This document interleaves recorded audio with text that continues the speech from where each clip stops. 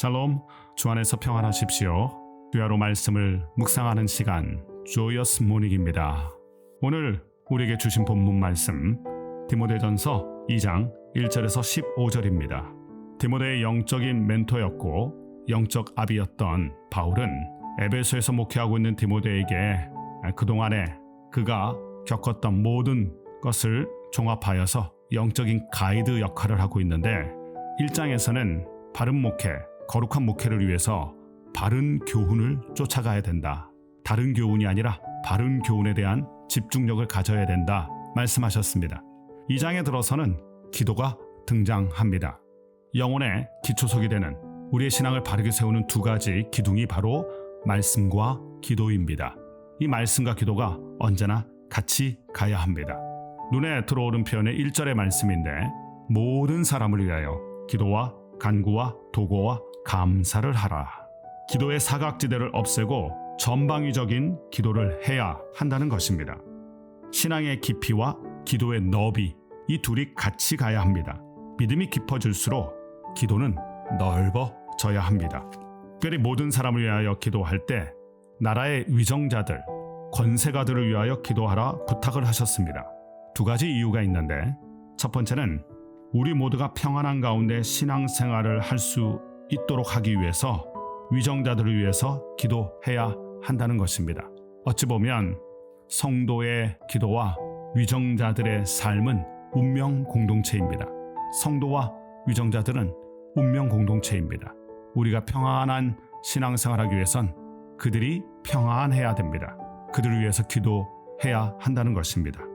두 번째는 하나님께서는 모든 사람이 구원받고 진리를 깨닫기 원하시기 때문입니다.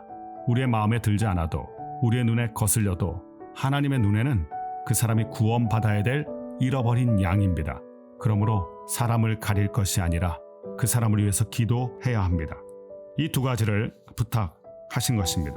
이어서 바울은 남성과 여성에 대한 영적 지침을 알려주는데, 남자들은 각 처에서 분노와 다툼이 없이 거룩한 손을 들어서 기도하라.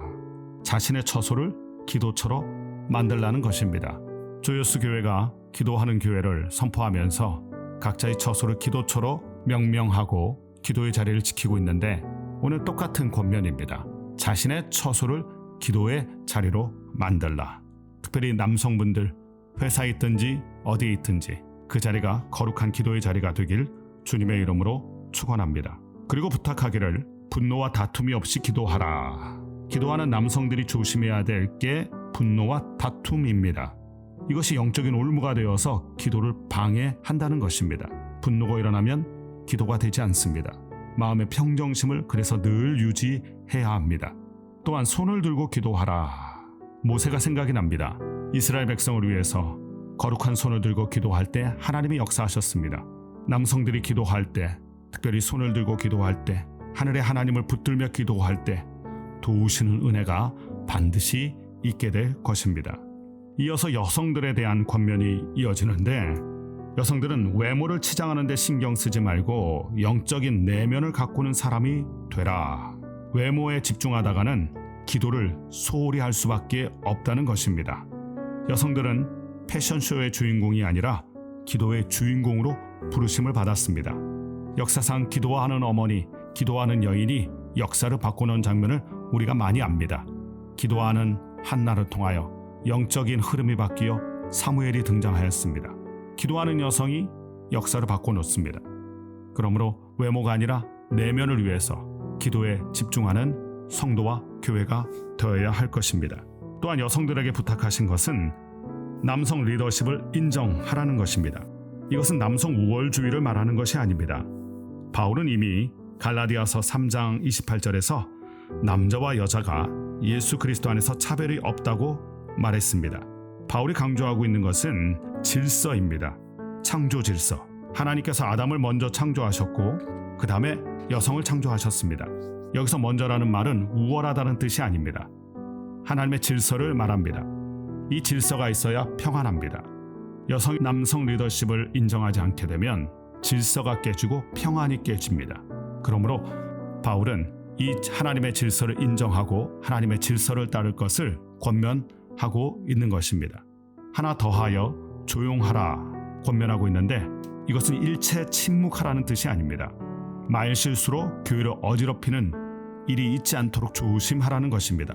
실제로 초대 교회에서 빌립보 교회 같은 경우 유오디아와 순두개가 같이 논쟁하면서 교회를 힘들게 하고 어렵게 만들었던 사건이 있습니다. 성도와 교회로서 말을 지키고 또한 조용히 하면서 묵묵히 자신의 일을 감당하게 될 때 교회는 든든하게 세워져 가게 될 것입니다. 오늘 우리에게 주신 메시지가 있습니다. 기도의 사각지대를 없애고 전방위적인 기도를 하라. 신앙이 깊어질수록 기도가 넓게 퍼져야 됩니다. 믿음이 깊어질수록 우리의 기도는 더욱더 넓어져야 합니다. 두 번째, 기도하는 남성, 기도하는 여성이 아름답습니다. 남성은 손을 들고 기도해야 할 것이며 여성은 내면을 아름답게 치장하면서 영혼을 치장하는 기도로서 영적인 깊이를 가져야 합니다. 우리 모두가 더욱 기도에 힘쓰며 하나님을 닮아가는 사랑하는 조이어스 가족들 되시기를 주님의 이름으로 축원합니다. 기도 드리겠습니다. 주님 감사합니다. 말씀과 기도가 함께 가야 함을 알려주셨습니다. 바른 교훈 또한 바른 기도를 통하여서 우리의 신앙을 더욱더 강건하게 세워가는 우리 모두가 되게 하여 주시옵소서. 특별히 모든 사람을 위해서 중보하라 말씀하셨습니다. 우리에게 주신 이웃들, 우리에게 주신 귀한 나라를 위해서 날마다 기도할 수 있는 우리가 되게 하여 주옵소서. 손을 들고 남성들 기도하라 말씀하셨습니다. 각자의 처소가 기도처가 되게 하여 주시고 하늘의 하나님을 의지하며 붙드는 그 기도하는 손이 있게 하여 주시고 특별히 여성들은 외모가 아니라 내면을 치장하라. 성령으로 메이크업하고 기도로 내면을 아름답게 가꾸는 우리 모두가 되게 하여 주옵소서. 예수님의 이름으로 기도드립니다. 아멘.